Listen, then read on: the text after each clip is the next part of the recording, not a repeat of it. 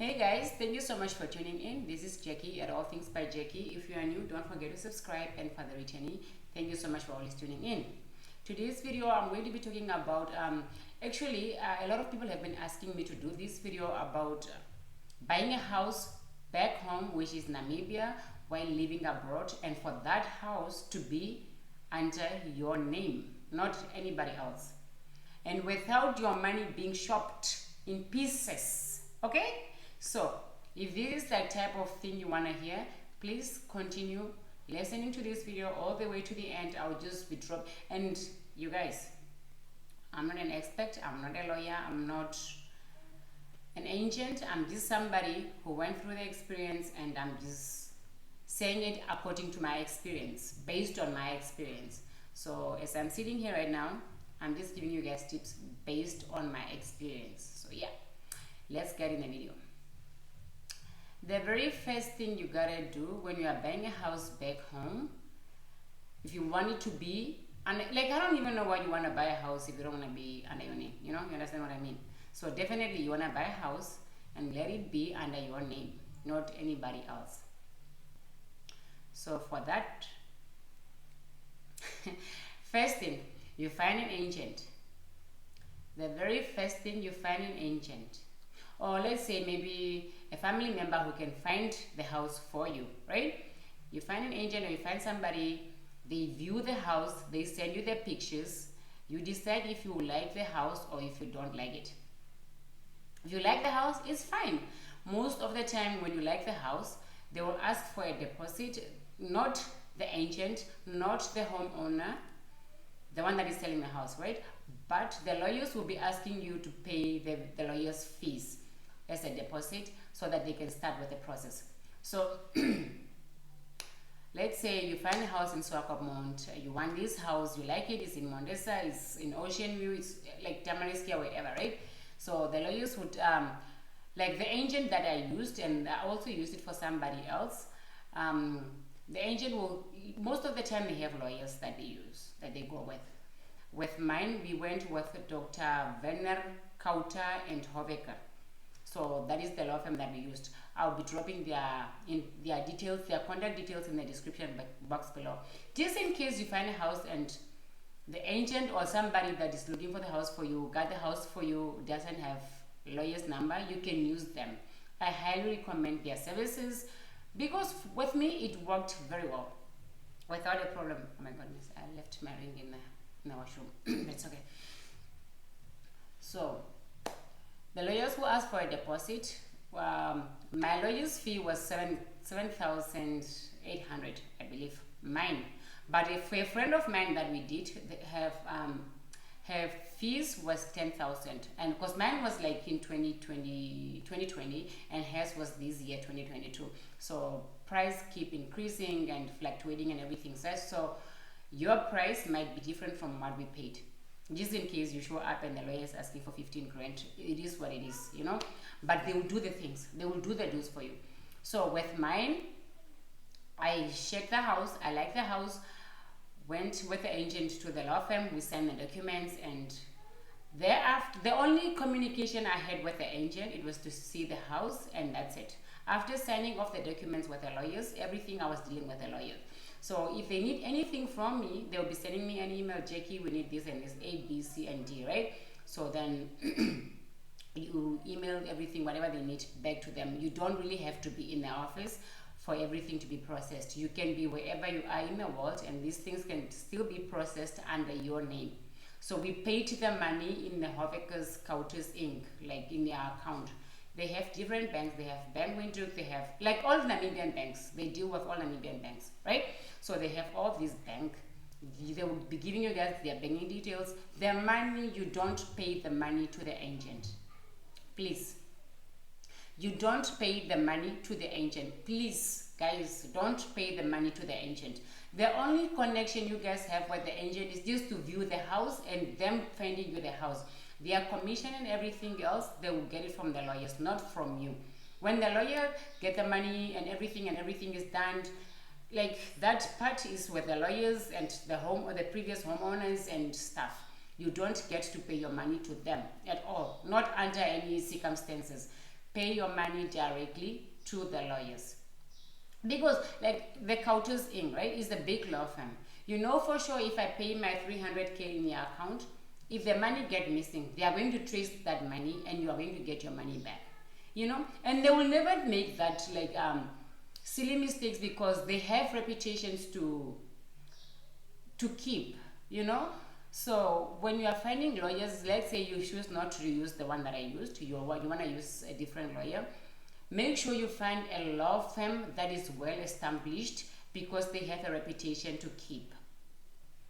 When somebody have a reputation to keep, they won't mess up because they know that one bad review, it can lead to something bad. You understand what I mean? I'm hoping that you understand what I mean. Another thing is, after paying this money in the lawyer's account, right? You just go, like I paid this money, I went sitting off and just to relax, and the lawyers were doing everything, every communication, like from time to time, I would just be asking how far is the process and stuff, and they'll be communicating back to me, this is how far we are and stuff like that, this is what we need.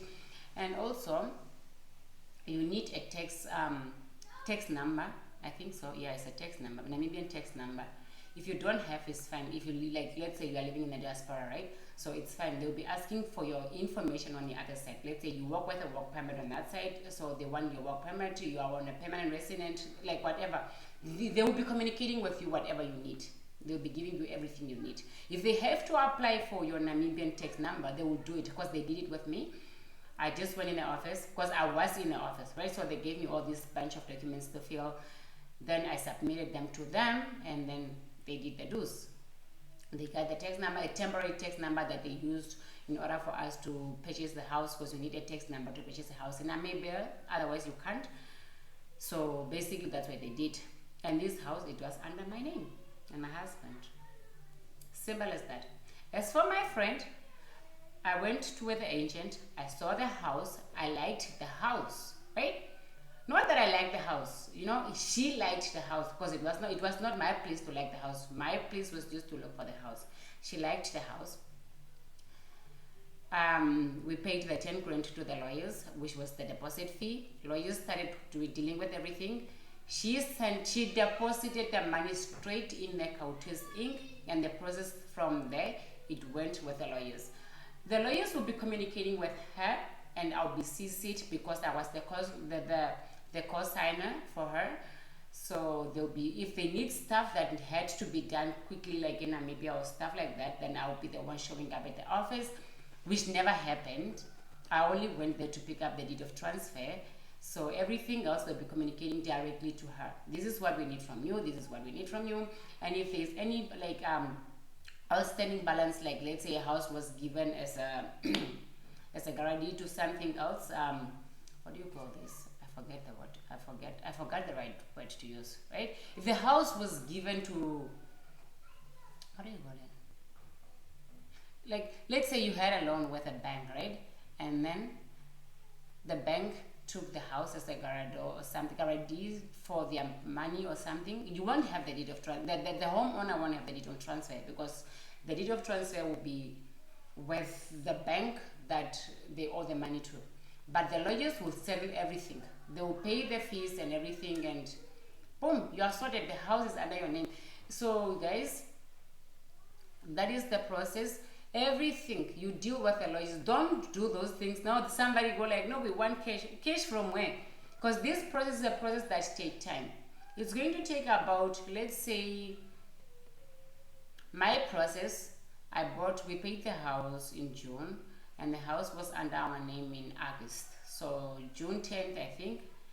June, okay, so take July, August. In 2 months, the house was under our name. For my friend, her process was a little bit longer than mine, because there was balance that had, an outstanding balance that was supposed to be cleared and everything. So her process was like about, we paid the fees March, April, May. Yeah, it was about the same time, May, June. So give or take it 3 months, 3 to 4 months, just not to be wondering, where's my money, the lawyers, blah, blah, So that's what it is. Plain, simple.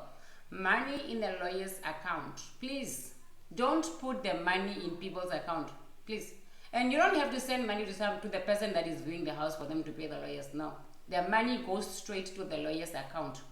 When you are when you're depositing the money in the lawyer's account, you also put it down. You put the ERF number, like, okay, I'm paying for 17 whatever ERF number, Mondesa, Asset Capital, whatever, right? And then the lawyers will know, because you already have this document filled that you submitted to them. So the lawyers will know what you are paying for.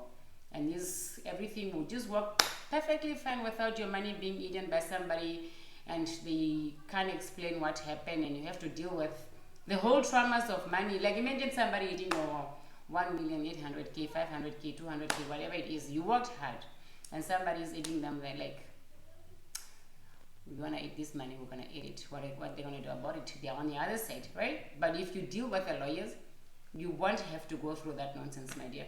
So please, guys, that's what it is. If it's an ERF, same process. But if it's an ERF, like, let's say, let me get back. I don't want this video to be too long, so I'll come back with the situation with the ERF. But for now, let's just end this video here about the house, buying a house, or an ERF which is serviced and everything and ready to be built, ready to build. This is the process. Money first, you view the house, you send somebody to view the house, you get your pictures, you like the house, money in the lawyer's account, you start dealing with the lawyers. Don't deal with people. It's fine. By trusting people, it's okay. I trust you with the process of just viewing the house, but I'm not trusting you with my money. It's okay, right? So that's what it is. Bye. Thank you now.